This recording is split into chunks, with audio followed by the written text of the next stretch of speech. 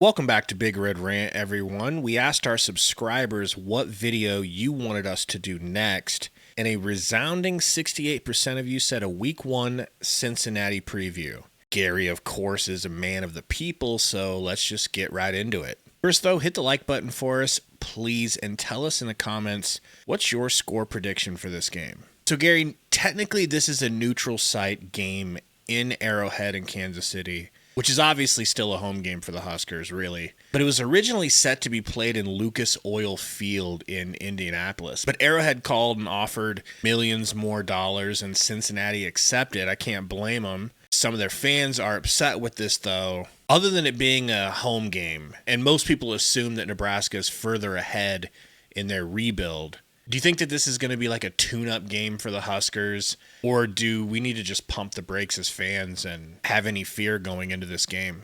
I don't think Nebraska's earned the right to consider any game really a tune-up game.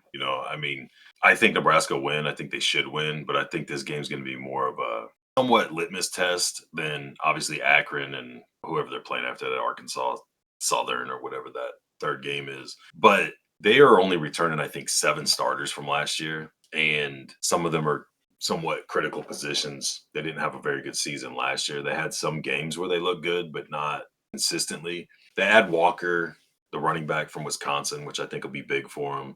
They bring back their quarterback. Corleone's back, seems to be healthy without the blood clot issues and whatnot. He's going to be a real problem. I think he'll be a real test to where the offensive line is at early on in the season. I think the offensive line for Nebraska is going to be a lot better than it's been with guys like Spindler and Pritchett mainly, but then some of the other guys coming back and the depth that they haven't had in the past. But that's going to be a test for them. Are they clicking on all cylinders and able to do things early on right out of the gate, or is it going to take a while for them to gel and get some chemistry together? I don't know, but tune-up game, I would not call it that, but I would be greatly disappointed if Nebraska were to lose. Maybe I am too high on the Huskers right now. I definitely don't think it's going to be a tune-up game, but I am fully expecting a win. I mean, this is a team that last year just needed to win one of their final 5 games to get a bowl game. I mean, does that not sound familiar? Have we not been down that road ourselves a couple of times, and they couldn't get it? Their coach, Satterfield, brother of our tight ends now coach, Marcus Satterfield, is clearly on the hot seat. I think it would be more than just disappointing if the Huskers lose this game. It would be devastating. It would be something where we're starting to think, do we have to question ourselves? Because people have big plans for the Huskers this season as far as expectations of where they're going to be. You cannot lose this initial game to Cincinnati. But then I look at the schedule, man, and they knocked off Arizona State last season, and they were a big playoff team last year. Surprise. But still they were. That game they had to play Jeff Sims. Still, I am fearful that this is a team that you can underestimate, and if you do so, they can make you pay. Yeah, I'm sure the majority of fans, not even just fans of Cincinnati or Nebraska, but college football fans in general, are going to assume that Nebraska is going to win this game decent. And you're 100% right, man. Like, you can't overlook anybody anymore, especially with the portal and guys coming in and whatnot. But this isn't going to be an easy game for Nebraska to game plan for because of the amount of turnover they've had. Like, for sure, their quarterback. So, the quarterback we were talking before, he's not real fast, but he's mobile. He'll run when the opportunity presents itself.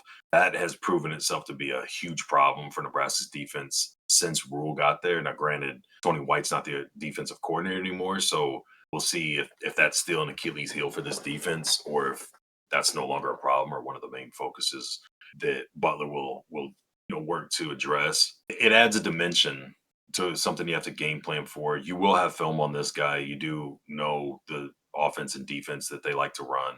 But as far as the personnel goes, they've got guys from all over. Like I said, they got the running back from Wisconsin.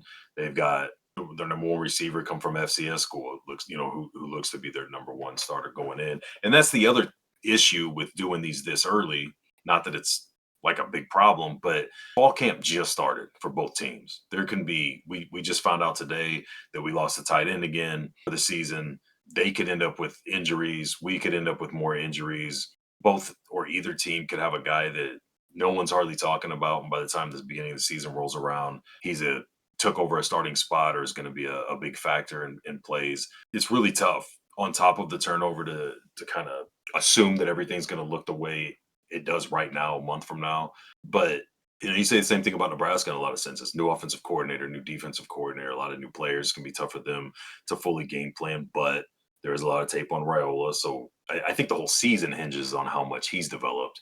But we'll get a good look at it, man. It's just I'm with you. This for sure needs to be. If the expectations are going to be met, the high expectations people have with we talked about in our last video. I think Holgerson having a full season to implement his offense and work with Raiola and Raiola full, or off season, sorry, to work with Holgerson is bigger to me than the majestic third year for Matt Rule, right? But there's a lot of people, especially outside of Nebraska, when you listen to the actual experts, people that actually get to go behind the scenes and talk to guys and be in press conferences and whatnot. That's a big talking point. So there's I feel like there's more hype than there's always a ton of hype. Nebraska could win one game, and the next season there's all kinds of hype, right? It's the way the fan base is, a good chunk of them, and then you're going to have people that we could win 6 in a row, and they're going to shit the bed in November because it's just you have everything. You have one extreme to the other, and everything in between. But as far as that high expectation side goes, you're 100% right. Like it'd be catastrophic for that fan base, that group, to watch Nebraska lay an egg, or God forbid, be winning the whole game and lose by a field goal or a close score at the end of the game to Cincinnati, and what essentially, like you said, is going to be a home game in Arrowhead. So I think the offensive line will be better. I'm worried about how long it'll take for them to gel and click and show that they have the chemistry and be able to just work as a fluid unit. Like that's the trickiest position in my mind, because you can have really good individual guys, but everybody has to work in unison, because a weak link essentially will ruin your whole group, right? And then the secondary was a problem in situations last year. Was that because of the way the pass defense was set up? I'd lose my mind at how often we play 7-8 yards off of receivers pre-snap on a 3rd and 3. You know what I'm saying? Like, is that a big part of the reason why we had guys a lot of trouble in man? We have some guys that are better in zone. Some guys are better. Like, say, you're right. I thought did a great job when it was in man, but I thought Hartzog played way better in zone than he did in man. So, like, if we're going to have these problems and we've got a quarterback, again, if the quarterback running is still an issue and guys at different areas or different levels, spots of the field in the secondary, I'm anxiously waiting to see what the offensive line ends up looking like and what the secondary looks like in the defense. I know a lot of people seem to be more interested in what the defensive line is going to look like after we lost all those guys. But those are kind of the spots I'm looking at. Do you have that? Do you have a spot like if Cincinnati does beat Nebraska, it's most likely going to be because of X, Y, or Z? Or is there something about Cincinnati where you're like, that could cause a lot of problems? Like I mentioned Dante Corleone being back this year, and he came back last year and had a good season. But depending on where you look and like the preseason NFL mock drafts, whatever that's worth, he's anywhere from the 3rd ranked to like the 6th, 7th ranked defensive tackle coming out this year. And the dude's a problem. He's like I'm a Bills fan, obviously. He reminds me a little bit of Ed Oliver. He's a smaller for that position, shorter, not real lengthy, but very powerful, very disruptive, good side to side lateral movement. Seems to be a lot better in the run than the pass, just I think because of that length, but still a problem. Like, do you see something like that with a line that's trying, moving pieces and fit together, that causing problems? Or anything concern you, or is there anything that makes you feel extra kind of, I don't want to say cocky, but extra confident that Nebraska is going to win this one fairly easy? Or is it just like what you were saying?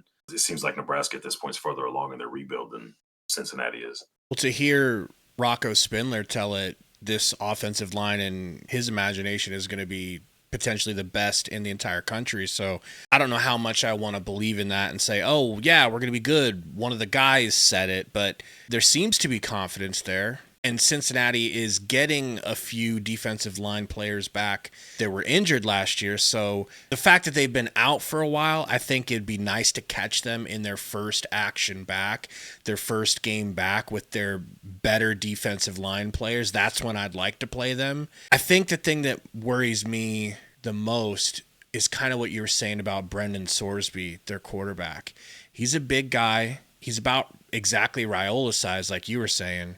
And I don't think he's going to pass for 500 yards or rush for 200 yards, but he can do just enough of both to really be annoying and to really give you problems.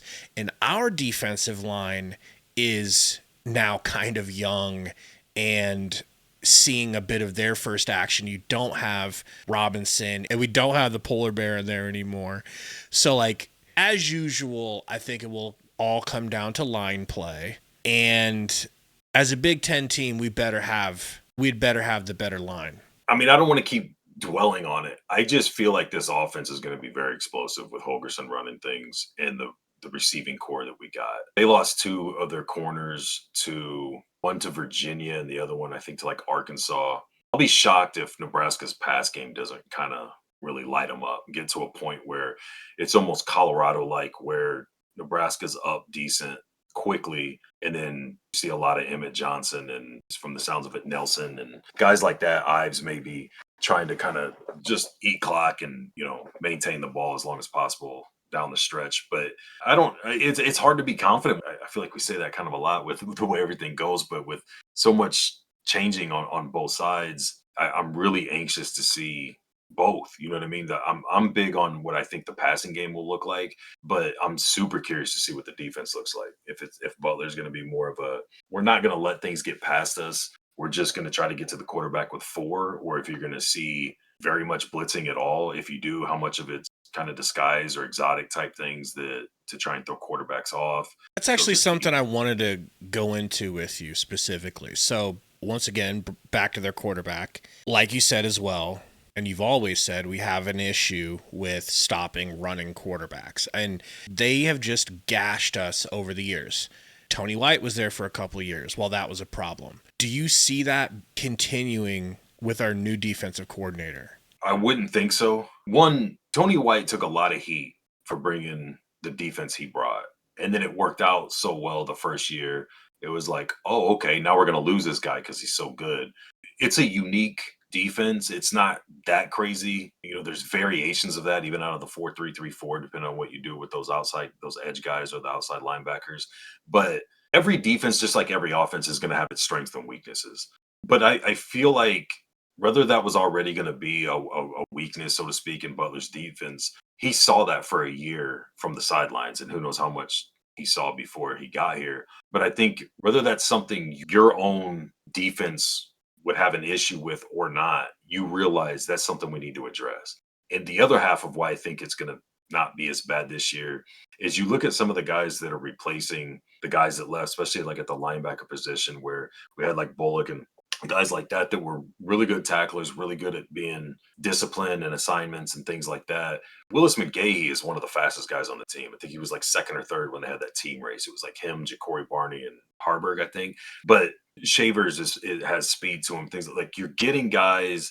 The offense or the defensive line is going to be a little bit smaller, but when you have guys like Keona Davis and Cam Leonard and things like that, as opposed to some of the other bigger guys that probably aren't as fast, and you've got some faster linebackers, now those gaps don't stay as open as long when these quarterbacks decide to take off, unless you got a really elusive Jaden McDaniels type running back quarterback. But this guy, he's not that. What Wisconsin 2 years ago gouged us on the ground with a dude that you and I could beat in a 40. You know what I mean? So I think the personnel will make a difference compared, even if the defense is running the exact same scheme.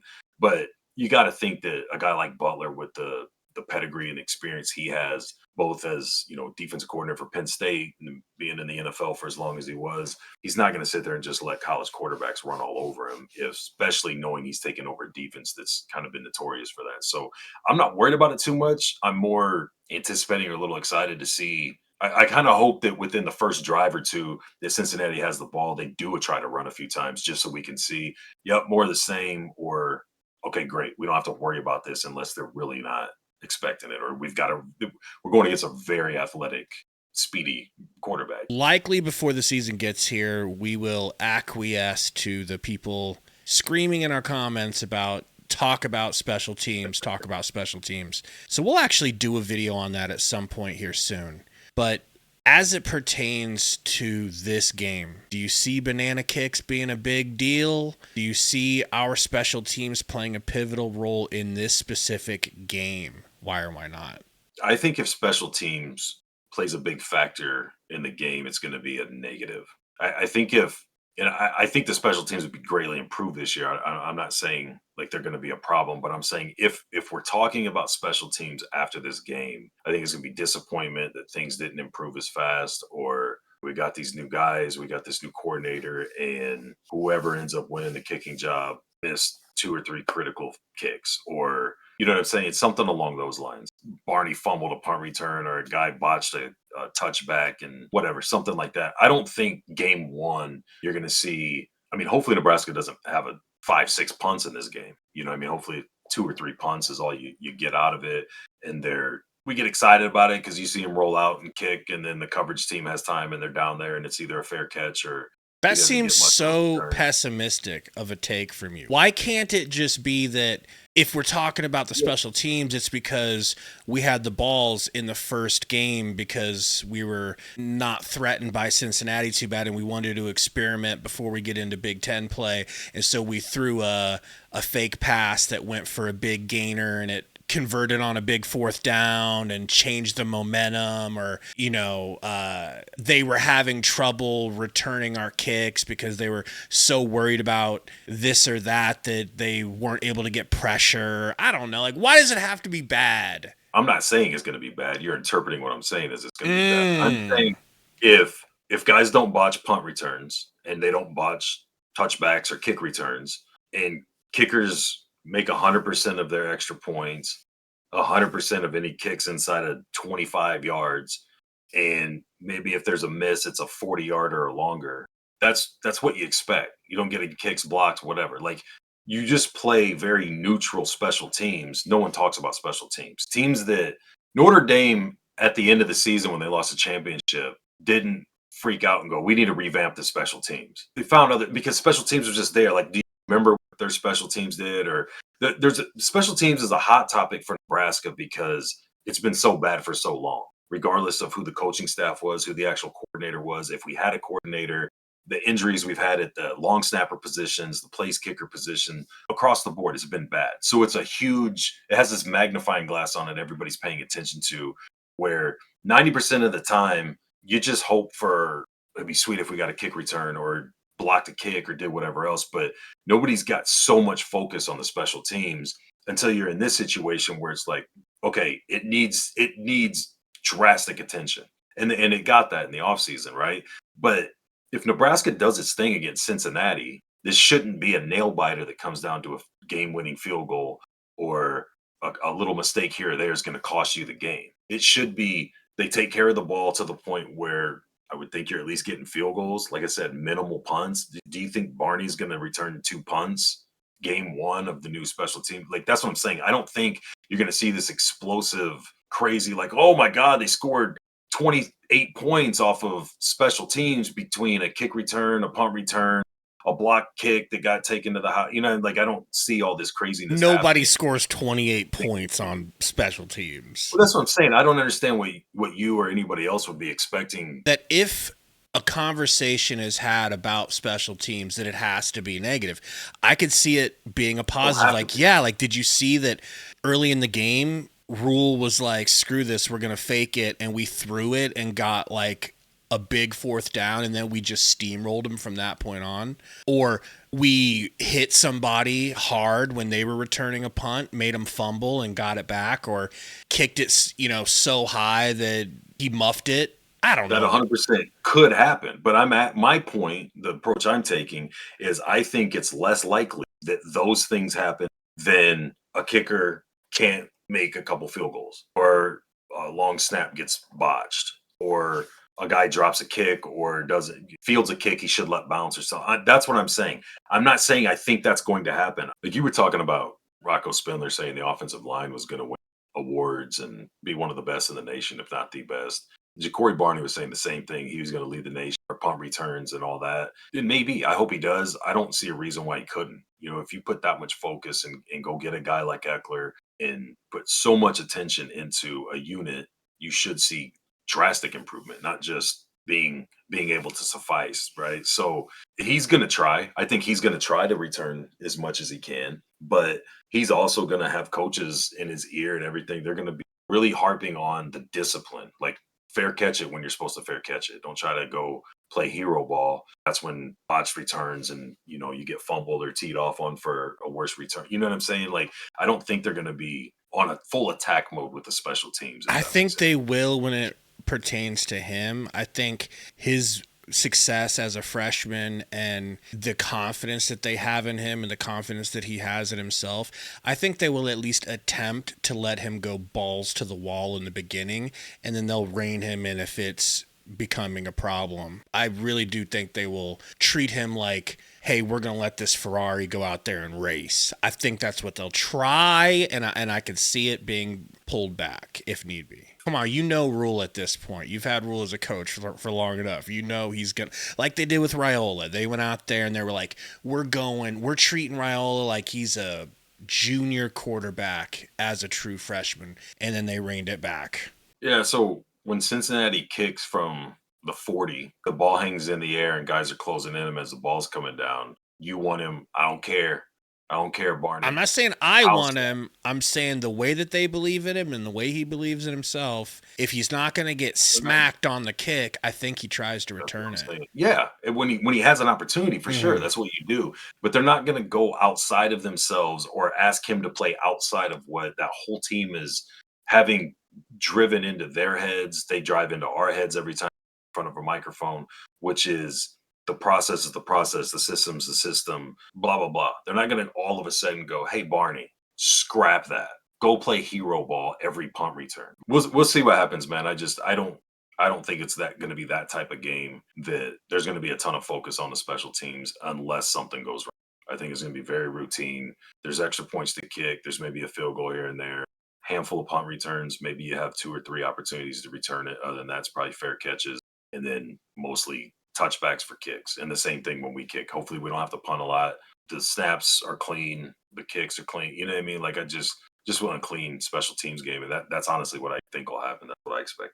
Don't be a coward. Give me a score prediction. I don't know. I'll tell you this, man. With camp still going, not even fully knowing who the starters are for either team, what injuries are going to happen, the way things look now, I couldn't tell you like this score to this score, but I would think this game, and I'm sure we could look, I don't know what Vegas has it at. I would think this line needs to be damn near a 2-touchdown game, like anywhere from a 10 to 14 point spread for Nebraska, especially you factor in it's going to be a Arrowhead, which is going to be vast majority Nebraska fans. I think roughly a 2-touchdown win for Nebraska at this stretch of the season. Yeah, I actually was thinking 31-14 Nebraska. Yeah, and honestly, it probably should be a little more, but I don't want to get head over my skis on this because we don't know how things are actually going to pan out. But I don't know. I'm definitely excited to see. I think this is the perfect game it's not a Big Ten matchup like 2 years ago when they had to go to Minnesota in the whiteout game and try everything out. It's not a cupcake team right away. It's just kind of that really average team. They have some guys that are going to be, NFL type players. And I think it's just a really good opportunity to see what's improved, what's going to look new, and what flaws, either new flaws or carried over that they still need to work on. I think it's actually like a perfect, it's like deal, even all the way down to the location of the game for a season opener. Tell us what you guys think about this Cincinnati game. Thanks for hanging out, and we'll see you guys soon.